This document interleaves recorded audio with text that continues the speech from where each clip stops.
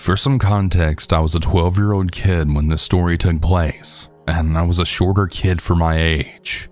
My friend and I, Jaden, were at our friend Mike's house. It was midwinter in the middle of daylight savings time, so it got dark pretty early.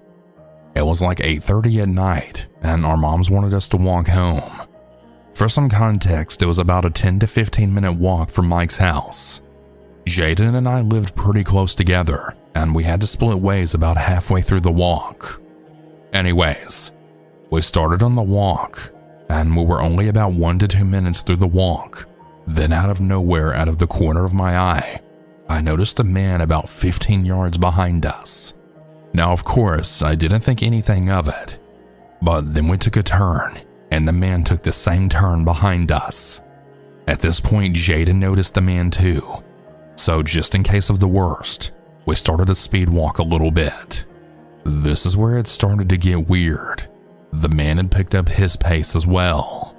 At this point, he had yelled something out that we couldn't understand, and then he started sprinting right for us.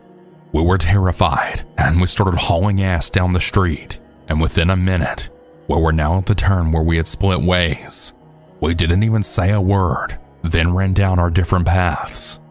I ran down my street and up to my front doorstep, and I looked back, and the man was now standing about 60 yards away from my house, just staring at me.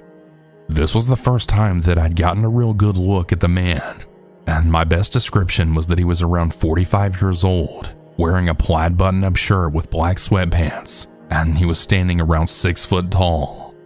Anyways, after about 4 seconds of staring at the man, he just turned around and walked away.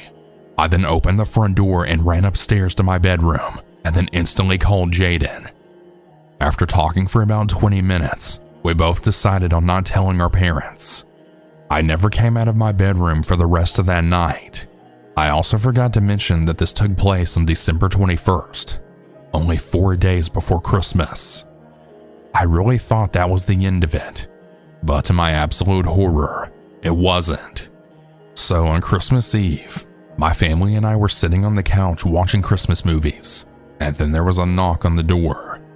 Keep in mind, it was almost 10 o'clock at this point. We all kind of just sat there looking at each other. Then they knocked again. For context for the next events, my dad was no small man. He was 6'4", built like a truck, and at least 300 pounds. He would turn into a mama grizzly bear protecting her cubs whenever it came to protecting his family. Anyways, he went to the door and answered it. You guessed it. It was the man from before. I then let out a loud scream, and I had screamed for my dad to close the door. He looked back at me, and then to my horror, the man had tried to push his way into our house. Before I knew it, my dad and the man were now in a struggle, and my dad shoved him right on his ass and then slammed the door closed and locked it. Then the guy got up, and he started to bang on the door, then screaming, "I'm gonna kill you!" And he then started banging more. My dad told me, my mom, and brother to go lock ourselves in the bedroom and call the police, and for my mom to grab the biggest knife she could find. We did, and my dad got his gun, a rifle that he had used for hunting. The next thing I know, I then hear my dad then scream, "Get the fuck out of here or I'm gonna shoot you!" He screamed that as loud as he could, and then a few seconds afterwards, the doorknob had stopped turning and the banging stopped. At this point, my brother and I were still sobbing, and my mom was still on the phone with the police. My dad then swung open the door just in time to see the old man's beat-up SUV then speeding away. We came out of the bathroom still sobbing and shaken up, and we were all just hugging each other. We then sat down to wait for the police, and I had to tell my parents about how a few nights before, what had happened with the man. And it was a mixture of being mad for not telling them and still being in shock. Within about 5 minutes later, the police had arrived. We gave them our descriptions and statements, and they had a cop stay in our neighborhood for the rest of the night. Jaden was in shock when I told him, and I never walked anywhere alone after that for like 3 years. As most stories go, the police never found the man to this day, and as far as I'm aware, I've never seen him again. I really hope it stays that way. Because of what we all went through, this will always be a terrifying holiday memory for me and my family.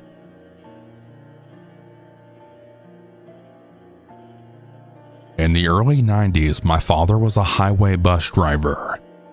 This happened in late fall or early winter, and there was only a few inches of snow on the ground, and I figured it might be a good Christmas story. On one of his runs, he had a passenger that had recently had a leg amputated because of diabetes. The man was loud, bitter, whiny, and suffered phantom pains in his leg that was no longer there. He was making everyone around him very irritated and frustrated. He even mentioned that he wished the old fucker upstairs would stop screwing him over and end his suffering. Not too long after that, a man was standing on top of a hill and had waved my dad down. The man got on and bought a ticket, and he said he lived along the highway about an hour's drive. My father had no idea how he got there. There was nothing around. The man then sat next to the grumpy old man and then said, "Hey, I know you." The old man just replied with, "Bullshit. I've never seen you in my life." To which the man replied back with, "No, you're right. You've never seen me, but I've definitely seen you. I was watching you when I was hiding in your wife's closet, you know, when you came home early from work." Well, the old grumpy man started to laugh, then said, "You should have done me a favor and take her with you when you went to hide." For the next hour or so, the mystery passenger was cracking up one joke after another and were telling of shenanigans they did as children, amongst other things. Then the guy told my father he was getting off right around the next curve. He looked at the old man and then said, "Your grandson Jay really needs you more than you know.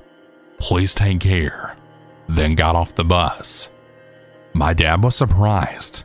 There was nothing around, just forest covered in a fresh thin layer of snow. And as he was about to drive off, the old man said, "Hey, he forgot his money." My father stopped the bus.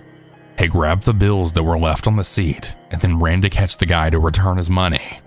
Only when he got off, he couldn't find the man anywhere. No house or driveways anywhere near the area, and no footprints. Nothing. No one on the bus saw where he went either.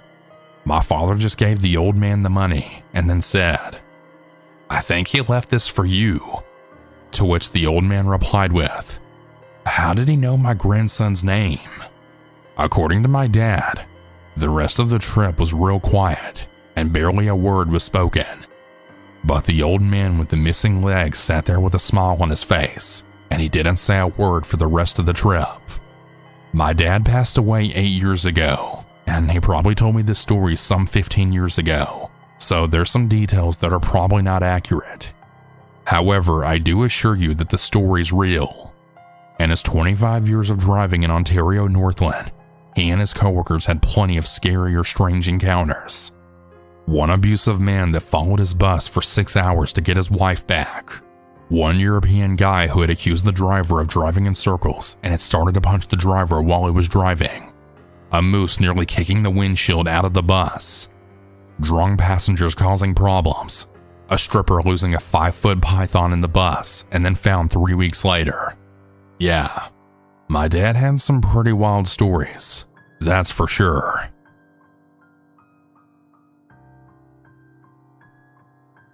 It was Christmas Eve of 2016, and my mom's family had come up from Durban to spend the holidays with us in Johannesburg. They arrived around 1 p.m., and after they had settled in, they immediately started drinking.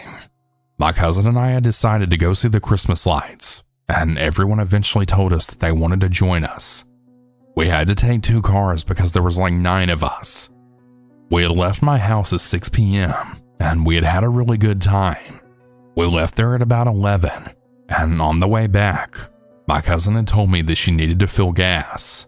So we had stopped to fill gas, and my parents who were in the other car decided to stop at the McDonald's directly opposite of the gas station. My dad had then called us to ask if we wanted anything. For some more context, there were about 4 of us in my cousin's car, and then 5 in my parents' car. As soon as my dad cut the call with us, There were now 2 men who ran up to my parents' car with guns and knives. My dad immediately then shouted, "Take whatever you want!"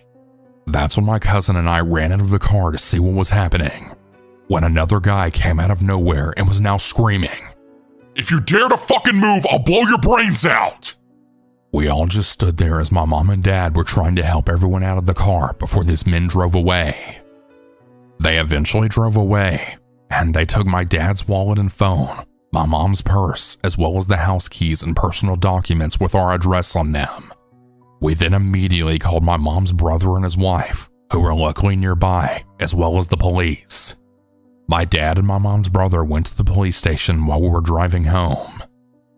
I know this might not seem like a very scary story, but it was one of the most traumatic events that I've ever experienced, and I still can't drive at night to this day because of it.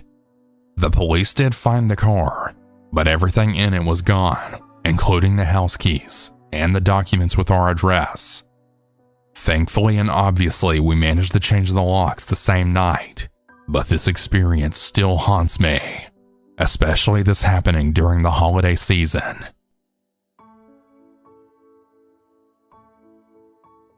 This happened back in 2017 when I was 18.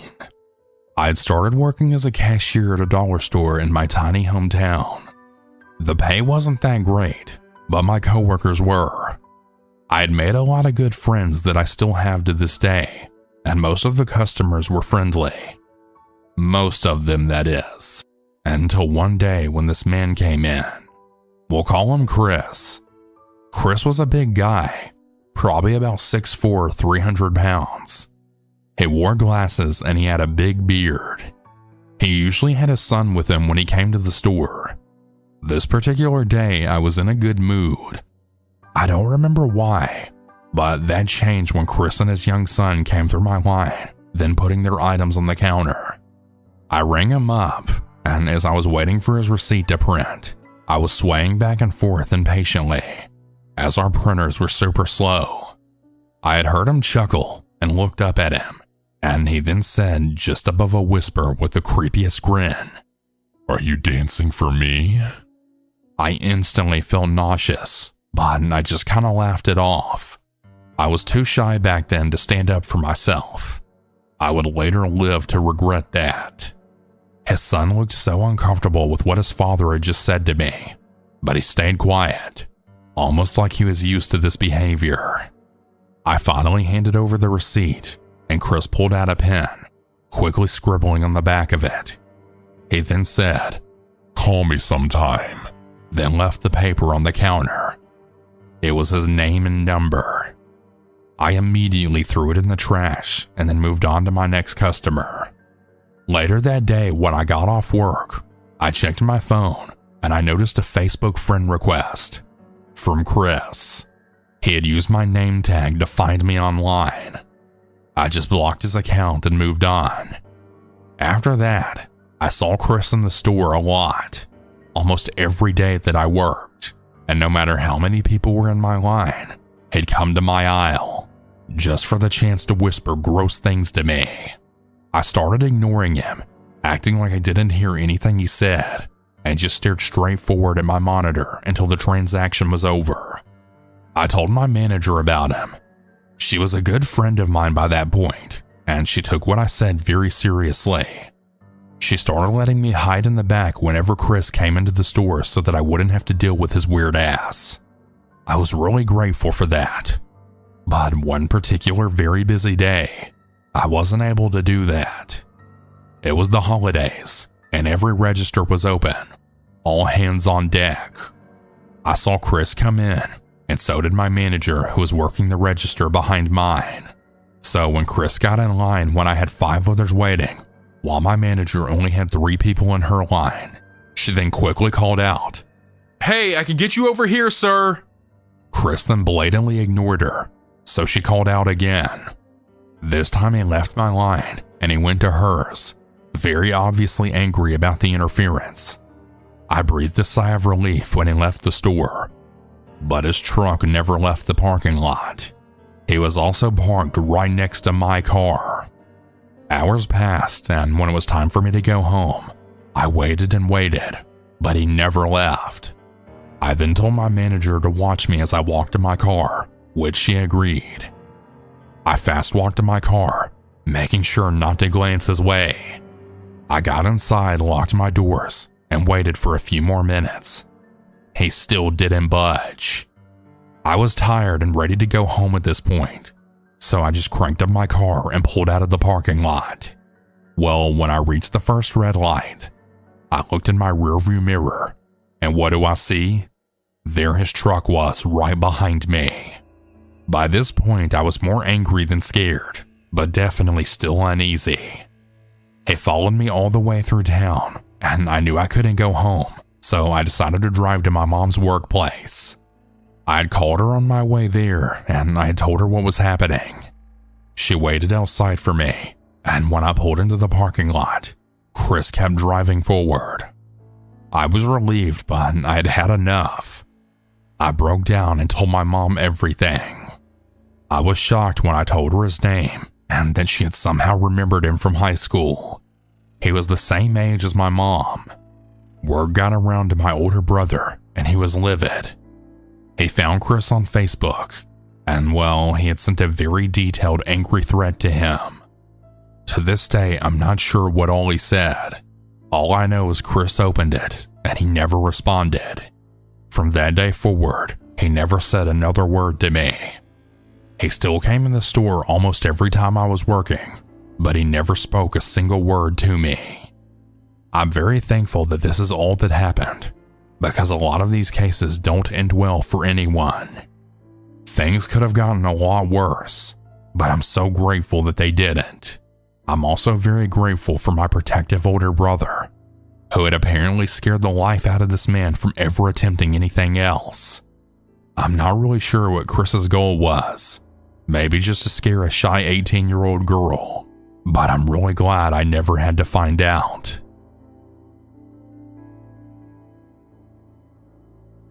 I'm a 17-year-old female, and I was either 13 or 14 when this happened.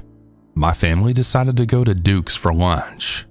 Believe it or not, I had actually never eaten there before, so I was kind of excited to try out a new restaurant.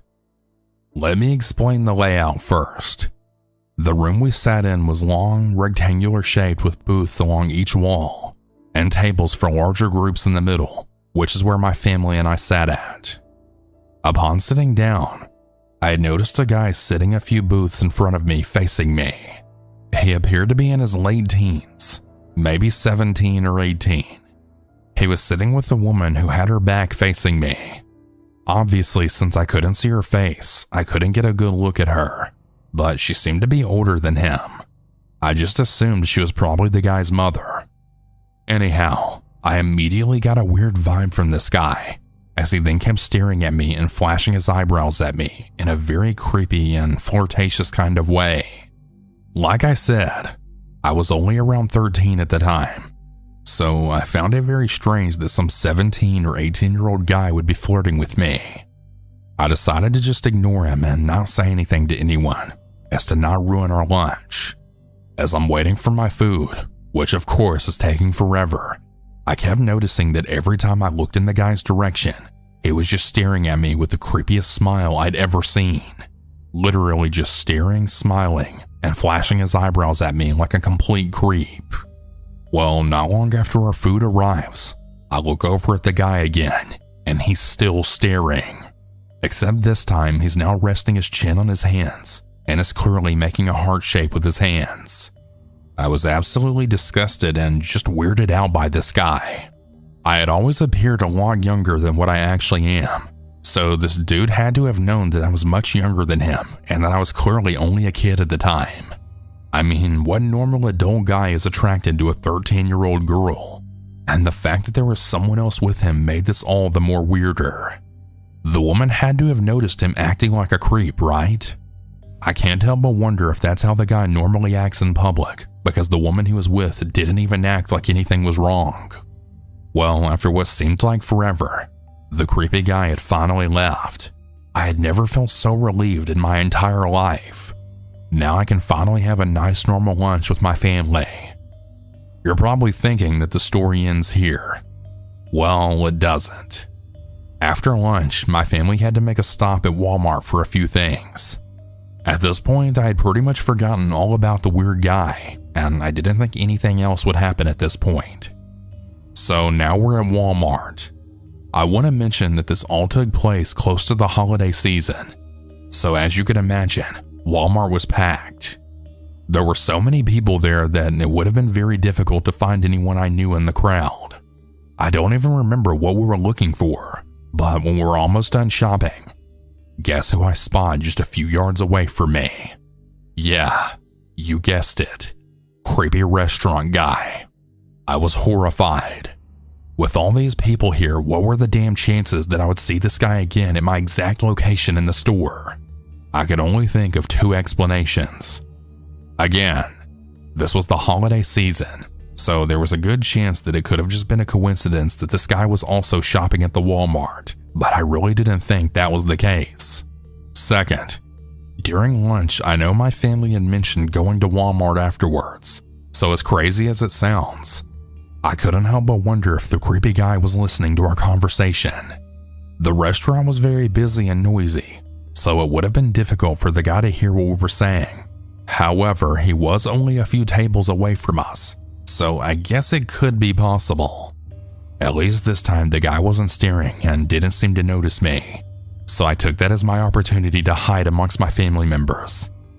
Thankfully, we were able to pay and leave the store without any more encounters with the weird guy. My family thankfully didn't notice him at the restaurant or at the store, and to this day, I still haven't told anyone about the encounter. So to the creepy guy at Duke's, I hope you're no longer checking out underage girls, and I also hope I don't ever encounter you again. Hey everyone, I hope you all enjoyed these stories.